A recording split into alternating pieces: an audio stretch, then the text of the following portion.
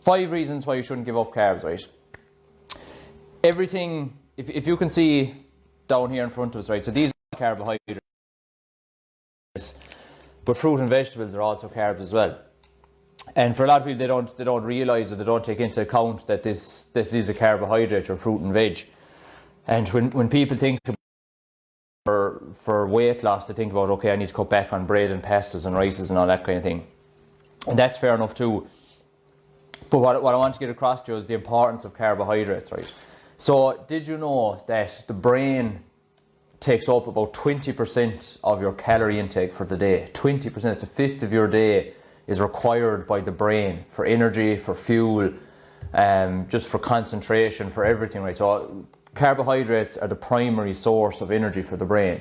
So it takes up about 20% of your requirements in the day. So just by being awake, you'll be burning more calories so long anymore. But it also requires about 120 grams of carbohydrates a day to function at its peak. So it's important that you realise that they go on a no carb diet, or if you've done it yourself, you can get very irritable. You can lose your concentration, you can be very tired, especially for the first couple of days, even for a week or so, until the body gets used to it. But you're still depriving the brain of its primary source of fuel, which is never good for it, right? So that's the first and probably the most important thing, is why you should be taking in carbs consistently and not to be cutting them out of the diet, is for your brain. And as I said, it's a high energy requirement. The second thing then is the fibre you get off foods, right? Especially the whole grain carbohydrates, so whole grain pastas, your whole grain cereals, whole grain breads, the fruit and vegetables, those kind of things. So the fibre that comes from that not only aids in good gut health, heart health, you know, it's good for digestion. Like fibre is what you call an indigestible food. But basically when fibre passes through the gut, it picks up any kind of excess stuff that hasn't been broken down as it passes through the intestines and pulls it all with it and then passes it. So it just helps to clean out the gut and keep a good digestive tract.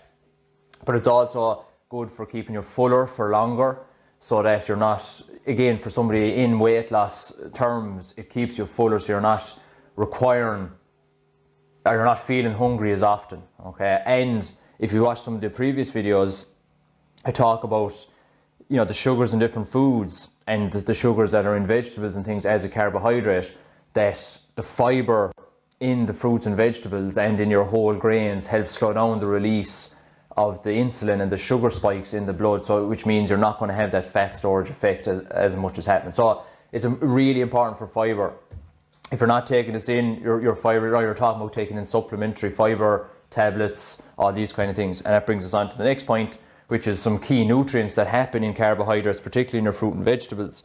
So like the amount of people, even adults, fruit and vegetables, you know, 30, 40 years of age, saying that you have the option is a bit, you know, we need to take in this. And if you don't take in this, people turn to supplementation. That's fine too, look, you take in your multivitamin, but a multivitamin doesn't give you the other benefits that might come with fruit and vegetables, like the fibre and like those other things. So it's important that we still get in our fruit and vegetables and top that up with a supplement. A supplement isn't a replacement for food, it's a supplement. It's to supplement your diet, okay? The key nutrients, like magnesium is a massive one. It's to help people control the stress hormones that are in the body and de-stress. B12, you know, loads of vitamins and minerals that you can get from carbohydrate rich foods that you won't get from fats and protein. So it's super important that we keep that up for those nutrients as well. The fourth thing then is lean muscle, all right? I know you can use it to varying degrees, and this is where, you know, people often talk about, oh God, I'm not taking protein because that's what's going to make me big and bulky. It's not. Like the big thing that people use, and particularly men bodybuilders, to put on size is carbohydrates, right? So if you look at the 3 stages of carbohydrates, really, so you've got your carbohydrate up here, which might be your pasta, right?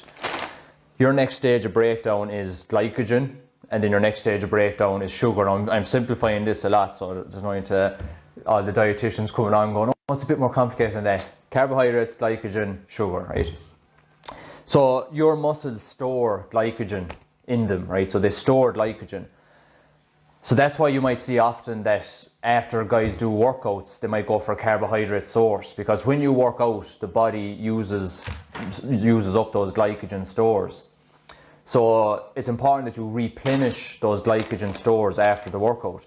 So often guys will go for a carb-rich food or a carb-protein blend after the workout to pack up those muscles again and keep their size. That's ultimately what happens, right? So it's important that if you're trying to maintain any bit of lean muscle or that kind of carbohydrates there, because if you don't, and you don't have those glycogens, what happens is you'll actually get weaker and the body will go into muscle and things for fuel instead. So it's super important to keep those glycogen stores in the muscle, okay? That brings us on to the fifth reason, which is you might see a slowdown in your results, right? So you might find you're plateauing, first of all, in your energy, because if you've gone onto a no-carb diet or a low-carb diet below what you need, what you find is you don't have the energy for your workouts, your motivation is dropping, all those kind of things. Effort inside in the gym, inside in your sessions. So that's the first thing, your lack of energy. But this is super important, is that the process your body uses to metabolize the fat molecules into energy requires, right? So you might not have known that it's not just a process that the body just, oh yeah, just burn off fat. It requires glycogen, which is a breakdown of carbohydrates, to burn fat molecules, right? So if you don't have glycogen in the body, or you don't have glycogen stores in the body ends up metabolizing the protein in your muscles for that fuel, because it can't metabolize the fat. So it's super important to have those glycogen stores in the body, which comes from carbohydrates. Okay, so look, I hope that makes sense. Try to make it as simple as you could. Carbs are important. Just control the amount. Like a question we had on the Q&A on Friday was, John, what percentage of carbs? 40% carbs, 30% fats, 40% protein perhaps, or kind of 40-20 in fats maybe. We'll give you an idea of how to break down your total carb intake, but don't give them up. That's not what it's about. Remember, all these videos are about keeping balance in the diet. So just control the amount you're having. The big thing where people go wrong with carbohydrates is kind of the consumption of them. Like people, I've talked about portion control and pasta before, and it's in one of the videos I did. So just keep an eye on that, on the portion controls. We just eat too much of it. That's the problem. Measure out your portions, understand how many calories are in it as well, and don't be eating a big feed of potatoes, all those kind of things late in the evening. Go for your complex carbs, fibrous vegetables like the broccolis, the cauliflowers, those kind of things. All right.